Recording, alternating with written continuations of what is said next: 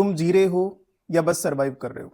अगर तुम्हारी लाइफ सिर्फ काम, खाना पीना और सोना है तो मैं कहूंगा यू आर नॉट फ्री। आज हम बात करेंगे अन्ना अरेंट का major concept theory of action की। उन्होंने इस कंसेप्ट के माध्यम से बेसिकली आज की मॉडर्न लाइफ को एक्सपोज किया है और उन्होंने ये समझाया कि एंशियंट टाइम में जब हम बात करते थे ग्रीक पोलिस स्टेट्स की, या फिर अरस्तु ने भी उन्हीं लोगों को नागरिक माना था जो बेसिकली सार्वजनिक गतिविधियों में भागीदार बनाते थे अपने आप को। तो उसी कंसेप्ट से जोड़ के ग्रीक लाइफ से प्रभावित होके एक वीटा एक्टिवा थ्योरी दी थी। लेकिन वीटा एक्टिवा थ्योरी को समझने से पहले हम ये समझेंगे, और अन्ना अरेंट ने जो बेसिकली समकालीन विचारक है पॉलिटिकल साइंस की, उन्होंने बहुत सारे थ्योरीज कंसेप्ट अपने प्रस्तुत किए हैं और उन्हीं के आधार पे उन्होंने ये कहा कि इंसान बेसिकली 3 तरह के जीवन स्तर को निर्माण करता है: labour, work and action. Labour means अपनी आवश्यकताओं की पूर्ति करना, पेट भरना, ये उसके लिए पर्याप्त होता है, इससे आगे वो ज्यादा सोच नहीं पाता। और बेसिकली ये जो है लेबर वाला कंसेप्ट या लेबर वर्कर वाला, ये एक पशु जीवन के समान होता है। सेकंड, उन्होंने कहा वर्क मीन्स कुछ रिकंस्ट्रक्ट करना, कुछ रिबिल्ड करना, कोई सॉफ्टवेयर बनाना, कोई बिल्डिंग बनाना, कुछ डिजाइन तैयार करना। तो बेसिकली ये कुछ क्रिएटिविटी से संबंधित है, लेकिन ये सफिशिएंट नहीं है। थर्ड जो है वो है एक्शन स्तर पे, यानी आप कब एक्टर बनोगे। आमतौर पे लाइफ आपको चला रही है, लेकिन आप लाइफ को कब चलाओगे। और बेसिकली जो लोग एक्शन स्तर पे काम करते हैं एज ए एक्टर, वो इतिहास बदलने के लिए काम करते हैं। और दुनिया में उन्हीं लोगों की जरूरत है जो बेसिकली इतिहास बदलने के लिए काम करते हैं।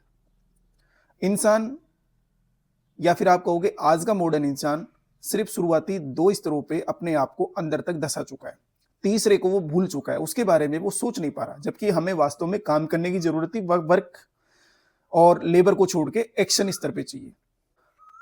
अब आज की जो मॉडर्न जनरेशन है वो बार बार ये कहती है कि हमें फ्रीडम चाहिए। कितनी फ्रीडम चाहिए? बेसिकली आपको इतनी फ्रीडम मिल चुकी है कि you are basically behaving like a slave. आप दासों की तरह व्यवहार कर रहे हो। अन्ना अरेंट कहती है कि यदि ऐसी बात है, तुम्हारे पास बहुत सारी फ्रीडम है, तो कम से कम इसको प्रूव करके तो दिखाओ। क्या तुम पब्लिक में बोल सकते हो? Can you challenge the system? उसके खिलाफ सवाल खड़े कर सकते हो आप? और यदि नहीं कर सकते तो फिर तो आपकी फ्रीडम पूरी तरीके से इल्यूजन है। और आप इस लेवल पे तो काम करना तो बहुत दूर की बात, आप सोच ही नहीं रहे हो। तो जो मॉडर्न फ्रीडम कॉन्सेप्ट है वो पूरी तरीके से इल्यूजन है। नई जनरेशन उसको समझ नहीं पा रही है। बात यह आती है कि व्हाट इज एक्शन। एक्शन क्या होगा फिर? एक्शन में ज्यादा कुछ करने की जरूरत नहीं है।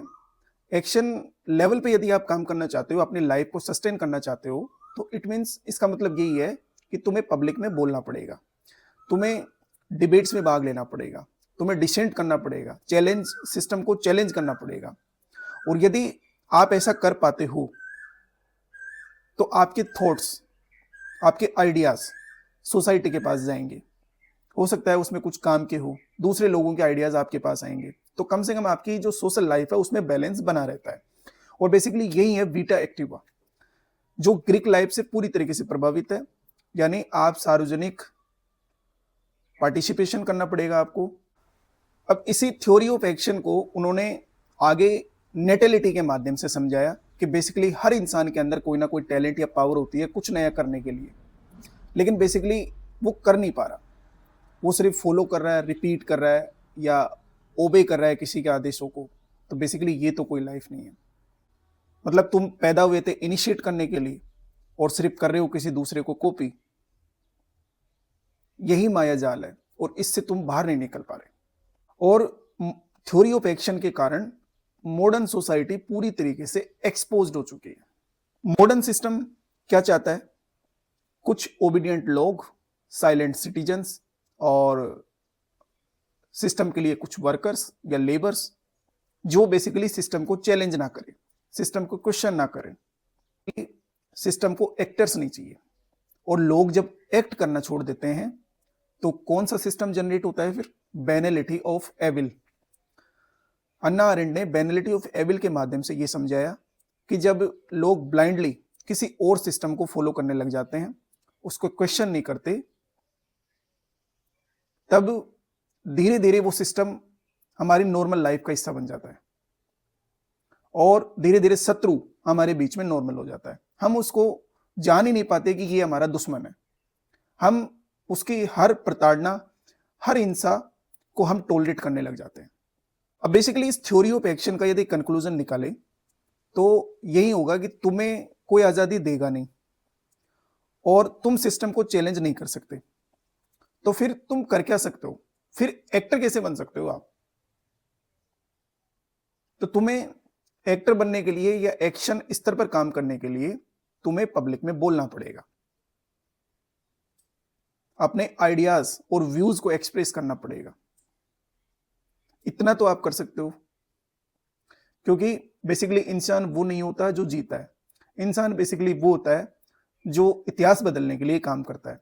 और आज की मॉडर्न सोसाइटी में ऐसे लोग ही चाहिए जो बेसिकली कुछ नवाचार करे, कुछ इनोवेशंस करे, कुछ डिस्कवर करे, जिससे लोगों के आम जीवन में कुछ परिवर्तन हो सके। तो बेसिकली हमें वर्क एंड लेबर के स्तर को छोड़ के हमें एक्शन के स्तर पे काम करने की जरूरत है। ऐसे और पॉलिटिकल इंसाइट्स के लिए आप लोकतंत्र लेंस चैनल को सब्सक्राइब करना ना भूलें। धन्यवाद।